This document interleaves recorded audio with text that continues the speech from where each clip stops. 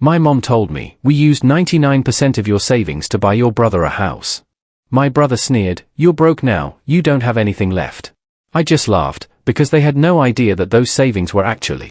Can you imagine discovering your family secretly drained 99% of your life savings to buy your brother a house, then smirked and said you didn't have a dime left? My name's Caleb, and I'm a doctor, the guy who fixes things. But that night, as my family sat around the dinner table, I didn't just see red, I saw a chance to finally cut the cord. I just laughed, because they had no idea those savings were merely a decoy, and their little scheme was about to spectacularly backfire. I'm Caleb, 34. A family doctor at a busy clinic on the east side. I'm the oldest of 2 sons, the one who remembers birthdays, restocks the medicine cabinet, and shows up early to fix the wonky smoke alarm before mom forgets. I drink my coffee black. I run 3 miles before the sun comes up. And I can tell you the difference between a panic attack and an asthma flare, and the time it takes to open a pulse ox. That's my job, calming chaos. Fix the thing. Keep everybody breathing. In my family, though, I've always been the background guy. Not the golden child. Not the disaster, either. More like the wallpaper. Useful, quiet, easy to lean on. My younger brother, Mason, has the spotlight. He always did. He's the charming one who can borrow your car and return it empty, then make you thank him for the privilege of keeping it running. If there was a curve, it bent around him. If there was a bill, it bent toward me. I didn't notice it at first. When we were kids, he got the new bike. You can use his when he's not home. In high school, he got a party for passing algebra. I got a nod for getting into a good college. During med school, when I was calculating how many protein bars I could live on in a week, Mason was figuring it out in a series of jobs that had fancy titles and unpaid training. Somehow, there was always gas money for him and a lecture for me. That became the rhythm. I handled my own business, and quietly, there's 2. Last Sunday, I drove over after my clinic shift because mom had texted family dinner 3 times and then called once while I was stitching a kid's eyebrow. Her voicemail was the usual sing-song guilt and weather report. It's been forever, honey. Drive safe. Cloudy later. The house smelled like lemon cleaner and roast chicken. Dad had the game on mute. Mason was already there in one of those thin hoodies that costs too much and sags after 2 washes. He did that half hug tap like we were teammates. Mom fussed with napkins like they needed surgery. We ate. Small talk, my schedule, his projects. Mom asked if I was still doing that little clinic thing, like it was a hobby. I swallowed it. You don't go to war over tone. You just pick up the plate and keep moving. After dessert, Mom cleared her throat and glanced at Dad, then at Mason, then at me. She did the thing where she pretends to be brave for everyone. Caleb, she said, we need to talk about your savings. I put my fork down. My what? She folded a dish towel with missionary precision. We spent 99% of your savings to buy your brother a house. It landed softly, like she'd practiced making it sound reasonable. Mason leaned back and made a low whistle like a sitcom guest star. He smirked. You don't have a dime left, man.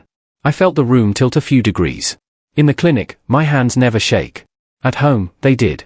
Almost imperceptibly. I looked at him. Then I laughed. Not big. Just one quick breath that sounded like disbelief, and maybe a little relief, because they didn't know those savings were. I stopped there.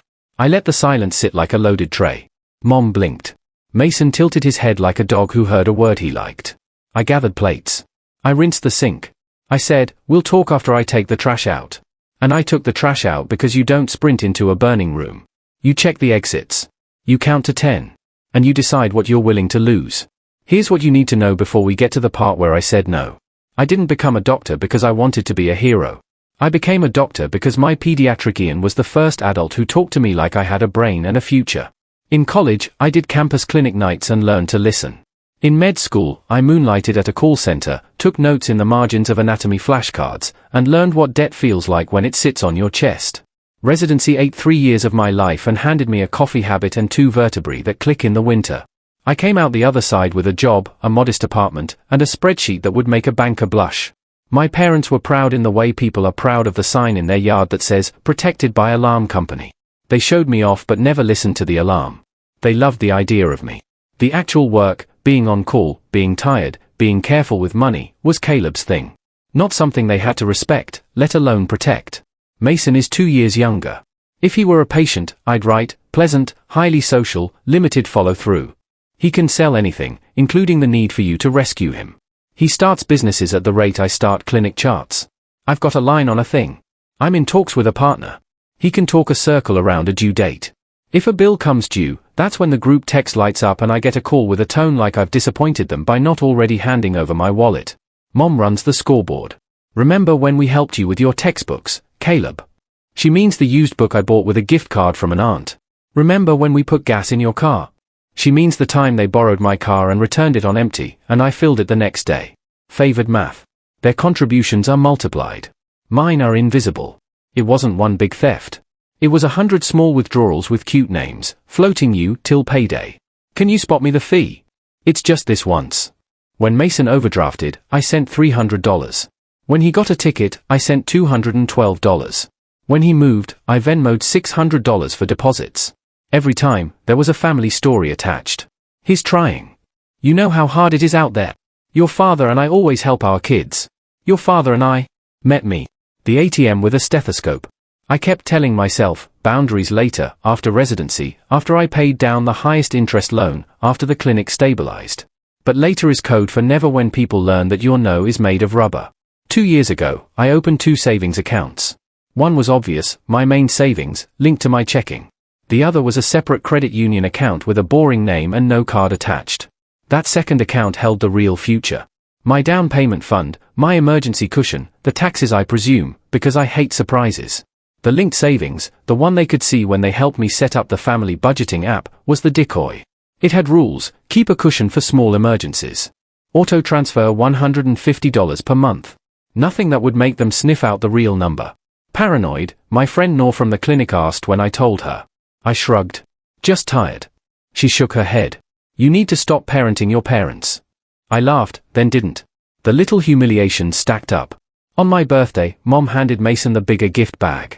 He needs a pick-me-up, she said, as if I were a pilot light that never went out. When I brought upgraded smoke detectors, Dad joked, look at Dr. Moneybags. When I mentioned contributing to my 401k, Mason said, must be nice, like I was bragging about a yacht. Then the asks got louder. 12 months ago, Mom called while I was dictating. I let it go to voicemail. She left a long one. Honey, it's an opportunity. Mason found a house. It's perfect. He just needs help with the down payment. We thought, well, your savings are just sitting there. I didn't call back that night. I ran. I counted my steps. I let the winter air bite my lungs until I could breathe again without clenching my jaw. A week later, I walked into Sunday dinner. Mason had printouts, Zillow links, interest rates. He said escrow like it was a new word he found in the wild. Mom had that look, soft and proud. Your brother finally found a place to put down roots. Dad asked if I'd do the right thing. I asked, what's the number? Mason tapped his sheet. Down is $38,000. Closing maybe $7,500. We can Venmo you back after my bonus. He said it like a waiter listing the specials. I said, no. They froze like someone cut the power. Mom recovered first. Don't say things you'll regret. I said, I'm not regretting a budget. They tried every lever. Guilt, family helps family. Flattery, you're the only one we can trust. Threat, you'll be sorry when you need us. I left with a to-go container and a headache. After that, I tightened my accounts, changed my app passwords, added 2-factor. I didn't think they'd actually, you know. If you asked me then, I would have said, my family's entitled, not criminal. That was the story I told myself to keep coming to dinner. Then last Sunday happened. We were post-dessert when Mom announced the good news. The house had closed quickly. The agent was a friend of a friend. She said, it worked out perfectly, like the universe had approved a grant. Then she delivered the line about my savings, and Mason delivered the smirk. I washed the plates because busy hands keep the voice in your head from screaming. I looked at the refrigerator magnets while the faucet ran. Dentist reminders. A pizza coupon. A photo of Mason holding a set of keys, like a commercial. My keys. Our history. Show me, I said finally. Mom blinked. What do you mean? Show me how you did it. She pulled out her phone then passed it to Dad. He squinted, thumb fumbling the banking app. I watched the path like I watch a pulse. Linked account, transfer limits, family view that I'd forgotten I'd set up back when I bought them an iPad and made the mistake of being helpful. There it was. A series of transfers from the linked savings across 8 days. $9,000, $6,500, $7,000, $11,000, $8,000. One had a note from Mason House. You'll be proud. Another had a smiley face. Why didn't you ask? I said. We did, Mom said as if the word itself were an absolution. You said no, but we knew if you just understood the timing, Mason cut in. Don't be dramatic. It's not like you were using it. He grinned. And now you can be the cool uncle when I host football. I laughed again. A small sound. Because they didn't know those savings were a decoy. A fence. A test I hoped I'd never need. And then I decided we were done testing. I'm not staying for coffee, I said. My voice came out calm. Clinic voice. The one that tells people hard things without lighting a fuse. We're going to undo every transfer you made. Dad crossed his arms. You can't undo a house. Then you can undo it with your money, I said. Not mine. Mom's eyes filled with wet anger.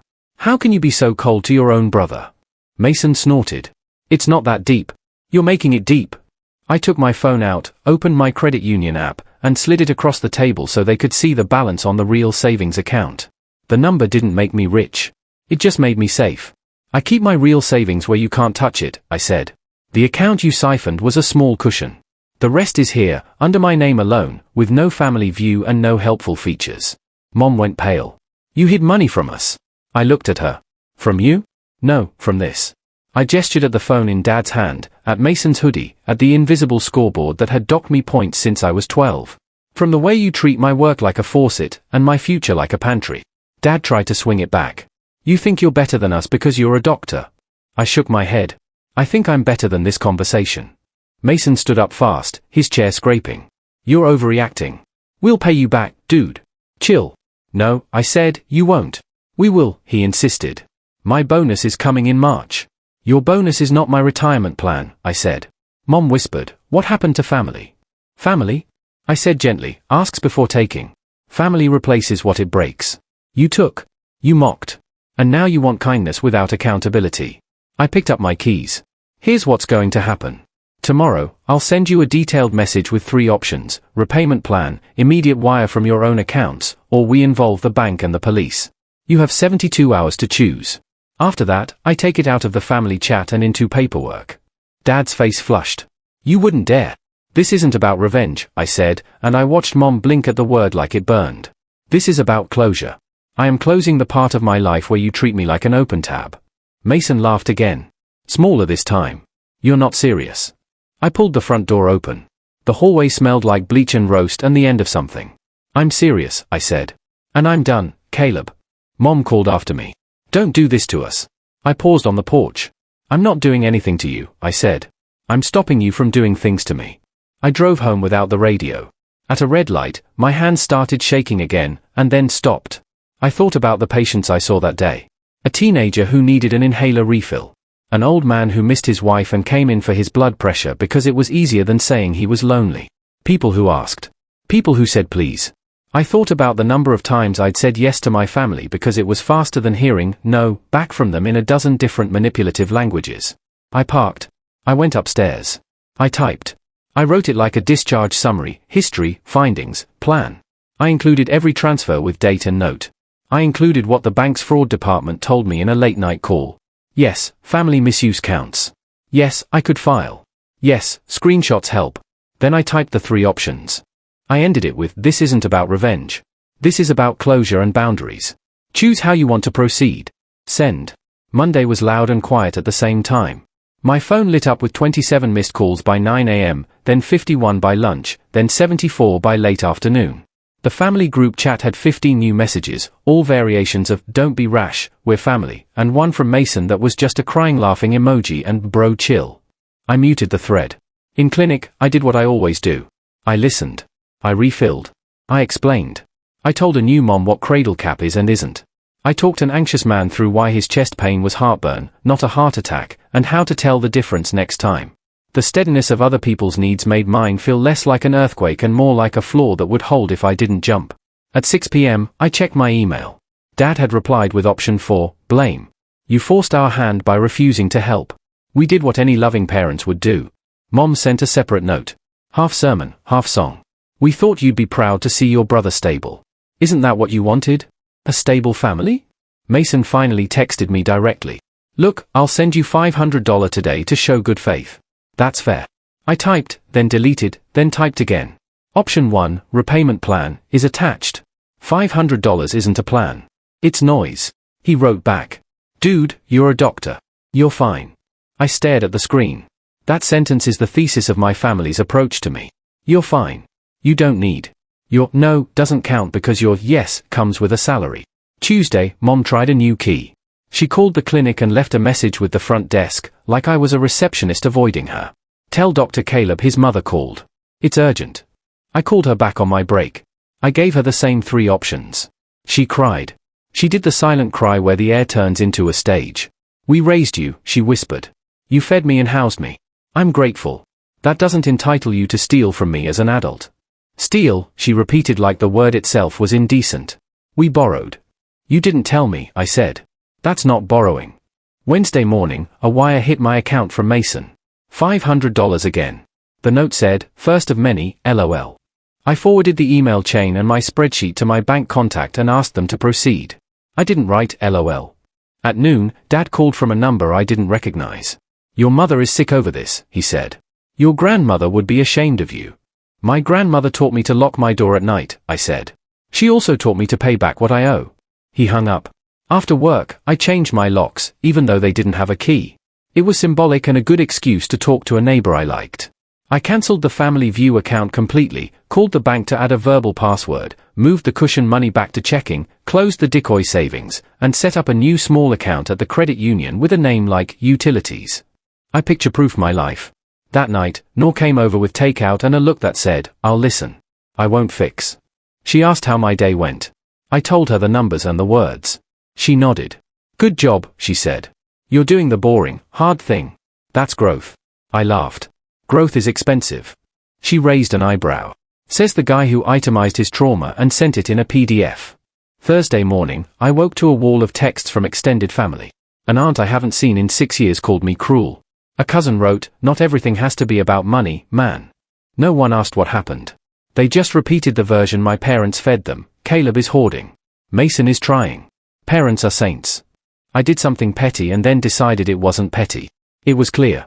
I sent the same email with the same spreadsheet to anyone who texted me an opinion. I didn't add commentary. I didn't add adjectives. Just dates, amounts, and the 3 options. The flood slowed. 2 people apologized privately. Everyone else went quiet, which is what happens when facts click a switch they were using to keep their house warm.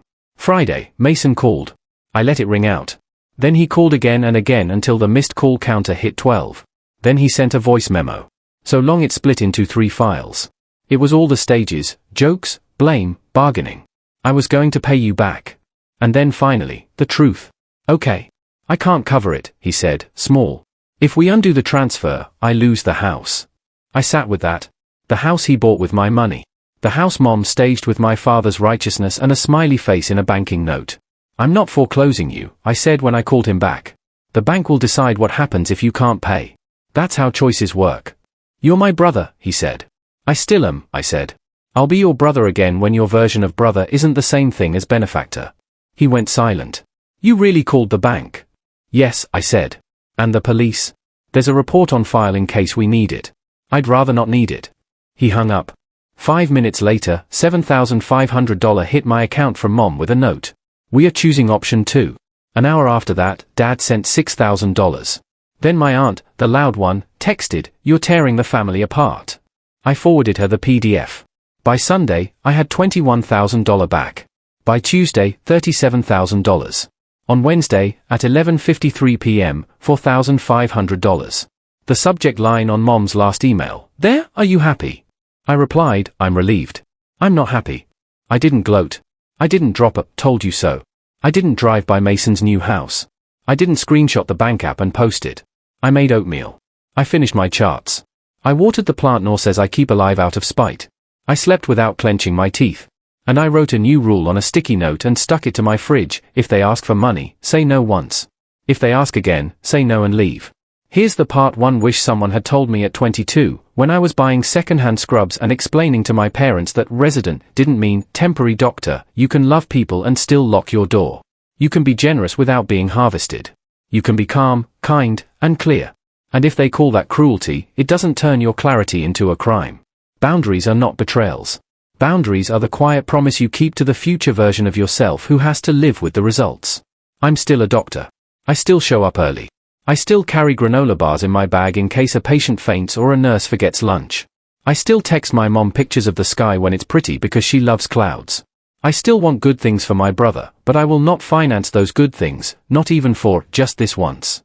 They said they spent 99% of my savings to buy my brother a house. He mocked me. You don't have a dime left, man. I laughed because they didn't know those savings were the decoy, the fence I built after years of being told that my no was negotiable. They didn't know I'd already chosen the quiet kind of freedom, planning, passwords, and the boring courage of follow-through. This isn't about revenge. This is about closure. I meant that. I still do. Closure for me looks like knowing exactly where my money is. Exactly what I will and won't do. Exactly who gets a key to my life. It looks like breakfast that tastes like food and not like a knot. It looks like 0 unread messages in the family group chat because it's muted until I decide to unmute it. It looks like hearing my own voice and recognizing it. I'm not going to let them make me the villain in their story because I stopped playing the ATM in their sitcom. I'm not going to argue with anyone who prefers the version where I'm selfish and they're saints. I don't have the time. I have charts to close and a jog before sunrise and a plant that is somehow still alive. I'll say it once more out loud because it helps. I won't let anyone take from me what I need to live. And I won't apologize for protecting the life I built. I am not angry. I am done. And done is peaceful. If you've been the wallpaper in your own house, if you've been the faucet, the open tab, the cushion, here's your script from a man who used to think clarity required a monologue. It doesn't. It's 3 sentences. No. That doesn't work for me. This isn't about revenge. This is about closure. Then you turn off the light. Then you sleep. Then you wake up and live the life you paid for, alone if you have to, but finally yours.